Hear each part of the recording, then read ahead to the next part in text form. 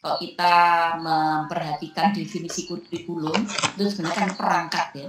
Perangkat itu berarti kan ada komponen-komponennya gitu ya. Kalau kita misalnya berpikir perangkat di K13, di sana ada standar isi, ada standar proses, di situ ada silabus, ada RPP dan lain-lain, itu kan seperangkat alat gitu ya. Itu kurikulumnya. Nah, sekarang kalau non kurikulum itu berarti kan sebenarnya bagaimana perangkat tadi itu bisa diwarnai gitu ya menjadi sebuah proses yang bisa menggambarkan iklim pembelajaran di kelas ya, sehingga saya pikir antara kurikulum dengan non itu menjadi satu kesatuan sebenarnya gitu ya.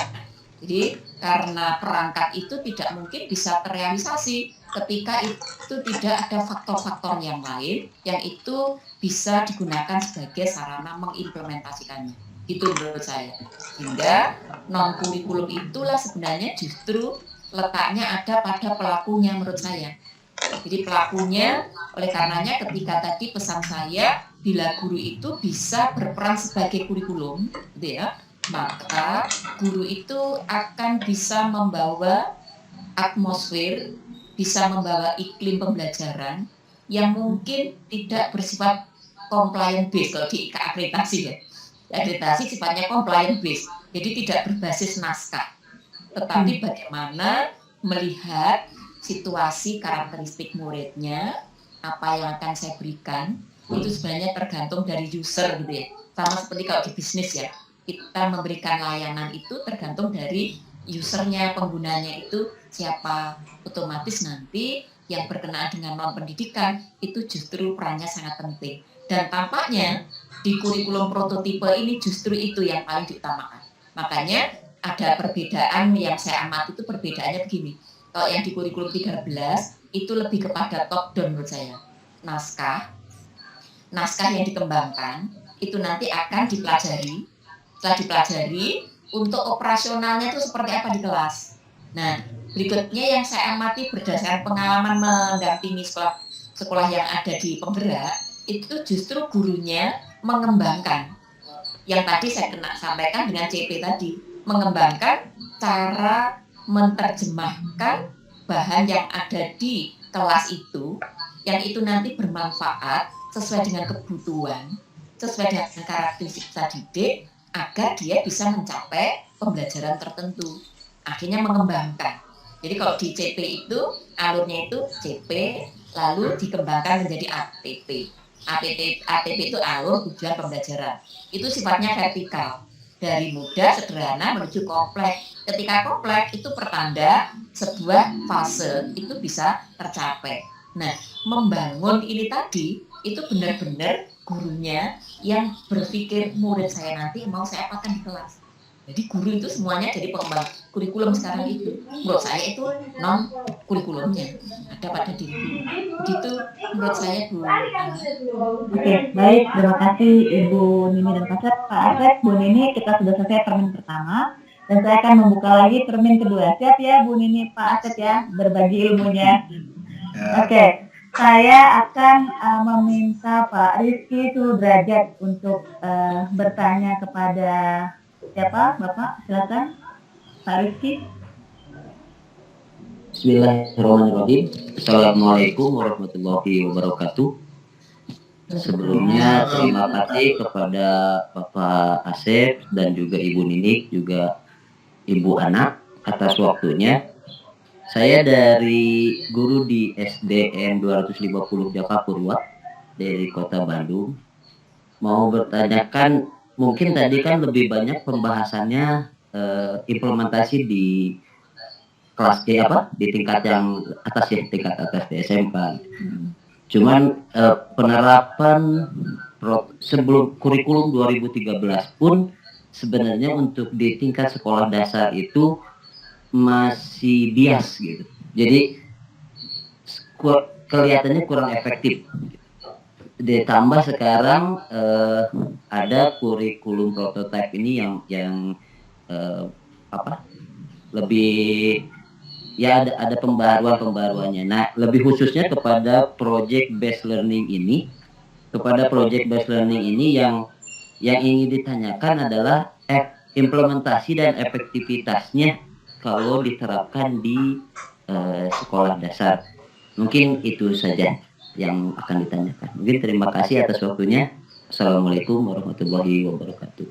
Waalaikumsalam warahmatullahi wabarakatuh. Silakan mungkin dari Pak Asep atau Bu Nini. Oke, Pak Asep dulu. Saya Boleh. Ya. Siap. Saya dulu, Bu. Ya. Oke. Main plus ya. Ini Pak Rizky Sudrajat tadi bertanya Pak, gimana Di kalau SD ya? di SD Ya Pak, diterapkan betul Pak. project based Oke, learning? sebenarnya sudah ada tempatnya dan wadahnya ya, SD pun perubahan-perubahannya. Justru dengan yang ini di SMA, SMK, SMP juga boleh menggunakan pendekatan yang ada di SD, itu tematik ya. Di SMA, sama dengan proyek ini, tematik itu bisa digunakan di mana-mana. Akhirnya itulah konsep merdeka belajarnya. Cuma bagaimana misalnya di SD menerapkan proyek-proyek itu. Kalau SD kan kalau nggak salah wajibnya 2 ya proyeknya itu Pak. Iya Pak, betul. 2 kan ya, hanya 2 saja kan proyek tahunnya. Nah itu yang berkaitan dengan proyek peningkatan karakter pendidikan pelajar Pancasila kan ya. Ya, betul. Oke, itu jelas itu harus dikerjakan dengan proyek dan itu berarti berkolaborasi. Misalnya Bapak misalnya contohnya sedang menerapkan nggak Bapak di sekolah sekarang sedang menerapkan sekolah penggerak? Belum Pak, belum ditunjuk. Misalnya proyeknya yang pertama tentang ketakwaan, misalnya berkolaborasi antara guru agama, misalnya semua guru dibikin aja program sekolah, misalnya mau apa melaksanakan untuk penguatan profil pelajar Pancasila dari pendekatan atau dimensi tentang ketuhanan. Ya, misalnya Bapak buat proyek lah misalnya di sekolah itu tiap pagi itu sebelum masuk sekolah setengah jam dibuatlah proyek bersama-sama oleh semua guru yang menanganinya. Jadi dari kelas 1 sampai kelas 6 misalnya itu semua berkumpul di lapangan ya.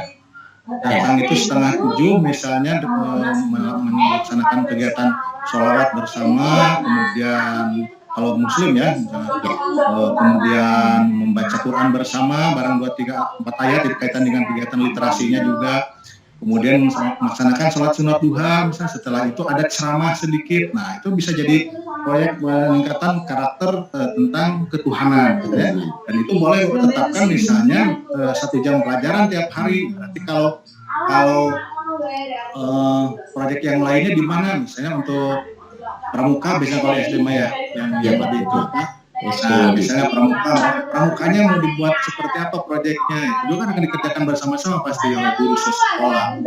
Apakah misalnya setiap Sabtu ya full dari pagi sampai sore berapa jam atau 4 jam sehari, kan berarti dalam 1 semester itu melakukan kegiatan itu yang direncanakan dari awal sampai akhir dengan awalnya sampai ke tujuannya apa, gitu kan, sampai untuk evaluasinya selesai. Jadi proyek-proyek yang itu yang bisa dibuat sebenarnya sudah ada di sekolah-sekolah kan itu dilaksanakan, tinggal sekarang penguatannya. Kalau sekarang basisnya kan kolaborasi, kemudian senantiasa ada evaluasi, dan satu hal lagi adalah merdeka konteksnya. Jadi bukan pemaksaan lagi gitu kan. Ya, dan memperhatikan juga cara pembelajaran yang menyenangkan. Itu di proyek yang 7 itu yang pilihan. Di dalam pembelajaran pun misalnya di kelas misalnya ibu bapak gurunya ya selain dengan tematik, kalau tematik kan sudah jalan tidak dilanjutkan. Sekarang itu tinggal ke penguatannya ke bagaimana anak itu menentukan gitu kan cara belajar dan menentukan mau belajar apanya. Jadi sekarang lebih ke konsep kita itu melayani gitu kan. Untuk kalau kemarin kan kita punya paket nih, dipaksakan aja kelas 11 kelas 1 sampai ini, kelas 2 harus ini, kelas sekarang seluruhnya. Iya, kalau sekarang misalnya kelas 1 sampai kelas 2 kan ada 3 fase kan pada SD itu. Fase A, kelas 1 2, fase B, kelas 3 4, fase C, kelas 4 5 6. Nah, itu 1 CP. Jadi antara kelas 1 dan kelas 2 itu hanya mengejar 1 CP, berarti 2 tahun tuh ibu guru di kelas itu hanya mengejar 1 CP. CP apa? Misalnya dalam pelajaran apa? Kan di kelas itu apa yang mencapai. Nah itu pun misalnya Pak bisa dilaksanakan dengan project based learning. Pembelajarannya itu bebas saja dibikin bagaimana caranya supaya pembelajaran itu bisa menyenangkan, bisa sesuai dengan target CP gitu. dan waktunya leluasa gitu, sehingga betul-betul pilihannya banyak gitu. Karena kita dalam 2 tahun. Kalau kemarin kan kelas 1 ini nih mata pelajaran harus selesai Ya, ini, betul Pak. Dipakai Tiap selesai tingkatan aja. Pak punya. Iya, tiap tingkatan. Selesai atau tidak selesai, pokoknya harus Ya, tuntas ya. betul. Guru dikejar-kejar waktu Dipaksakan. kadang-kadang kan ya. Iya, dipaksakan, dikejar-kejar waktu. Misalnya, aduh, mata pelajaran belum selesai materi, padahal udah mau ulangan lagi nih akhir tahun. Nah, gitu kan. Ya. Kalau sekarang tidak kan. Jadi guru sangat leluasa menetapkan ini 1 CP 2 tahun. Nah, masa sih 2 tahun sampai bisa keteter-teter kan? Enggak. Ya. Ya. Nah, ini Ya, lah cuma sebenarnya kan mungkin, Pak. fleksibilitasnya. Jadi lebih. Ya. Hmm. Ya, jadi mungkin Boleh, kan kenapa? memang yang menjadi pertanyaan bagi guru-guru itu kan memang belum ada sosialisasi yang mengenai capaian tadi apa ya, karena kan Ya. mindsetnya Apa-apa. masih Kan Bapak, keseluruhan gitu, Hmm. masih keseluruhan yang disampaikan itu harus tercapai gitu. Makanya guru-guru langsung bilang dengan seperti ini lah project based learning. Apakah ya tadi juga Bapak sebutkan kalau misalnya memang metodenya tidak terfokuskan pada project based learning, mungkin kan itu bisa lebih efektif lah gitu. Karena kan di kelas ya apalagi di tingkat yang bawah yang masih ya istilahnya belum bisa diatur seluruhnya, itu kan memang agak sulit gitu untuk penyesuaiannya gitu Pak. ya di SD mas sebenarnya ada yang sederhana, misal tentang cinta lingkungan kan ada yang dimensi lingkungan hidup. Nah misalnya kegiatannya tuh setiap hari membersihkan kelas atau membersihkan lingkungan itu dijadikan proyek aja misalnya. Ya, Dan itu jam pelajaran itu diawasi oleh semua guru. Jadi ya, mohon maaf Bu juga bertanya, kalau misalnya seperti itu berarti karena memang kan harus ada keluar penilaian juga ya Pak ya di tiap tingkatan. Kalau tadi sistemnya untuk dipergunakan dari kelas 1 sampai kelas 6 bisa digabung, apakah itu juga bisa menjadi satu penilaian juga gitu Pak di tiap tingkatannya? Iya, nah justru di sini sekarang leluasanya. Jadi murid itu tidak akan mengerjakan banyak tugas. Ya. Misalnya satu tugas bisa dinilai oleh 6-7 orang guru. Ya betul. Anak mengadakan satu kegiatan tapi guru menilai semuanya itu kan selesai. Daripada mereka sekarang kan guru bahasa Indonesia masih tugas, guru olahraga masih tugas, guru alam masih tugas. Iya betul. Jadi penuh betul. Ya jadinya anak mengeluh Pak. Ya gitu. Nah inilah makanya Merdeka Belajar ini, kolaborasi inilah yang kemudian membuat anak itu menjadi ringan, menjadi senang gitu beri tugas itu. Ya, tapi juga untuk sosialisasi, sekolah Bapak kan belum ditetapkan sebagai sekolah penggerak kan belum? Betul, belum Pak. Nah, jadi kalau belum ya nggak apa-apa, Bapak nggak usah sosialisasi, baca-baca aja sendiri, karena memang yang sekarang sedang digenjot yang diterapkan dulu gitu kan. Jadi untuk mensosialisasikan pada yang wajib saja masih keteteran gitu, masih belum punya tenaga, apalagi ke yang luar. Iya, betul Pak. Terima kasih Pak. Kita mah yang di luar baca-baca aja, antisipasi kayak tadi saya katakan. Di sekolah saya nilai-nilainya ada nilai-nilainya Pak ya, iya. Nah, kayak tadi misalnya proyek tentang ketuhanan. Nah, tadi misalnya kita mah proyeknya membiasakan anak melaksanakan sholat duha misalnya, itu kan proyek gitu. Ya, sehingga 2 tahun di misal kelas 3 dan 4 itu anak jadi terbiasa melaksanakan sholat duha. Nanti kelas 4, 5, 6 ini sudah nggak usah disuruh lagi. Iya, betul. Itu kan itu Pak, ya betul Pak, betul. Ya. Jadi capaiannya di tingkat ini ya Pak ya, yang sudah ditetapkan gitu Pak ya. Terima kasih banyak Pak Asep, terima kasih banyak. Luar biasa, makasih Pak Asep. Saya pikir Pak Rizky sudah puas ya. Atau Bu Nini ada yang mau nambahin ya, Bu Nini ya? Nambah tapi tidak hanya untuk Pak Rizky. Jangan puas dulu, sebenarnya jangan puas. Ya, tidak hanya untuk Pak Rizky ini. Tambahan ya, bisa dilihat ini. Ya Bu, proses ya. Oke, Ibu. Pak Rizky dan teman-teman. Ini kita lihat ya. Yang tadi ditanyakan itu proyek pelajar Pancasila itu 1 tahun itu 36, ini SD kelas 1 ya. Jadi fase A 36 JP itu untuk 1 tahun. Temanya 7 seperti yang disampaikan oleh Pak Asep, 7 itu tiap tahun minimal diambil 3 gitu ya. Nah dari 36 di mana 1 tahunnya itu 3 proyek, berarti 1 kali proyek itu dihargai 12 JP gitu ya.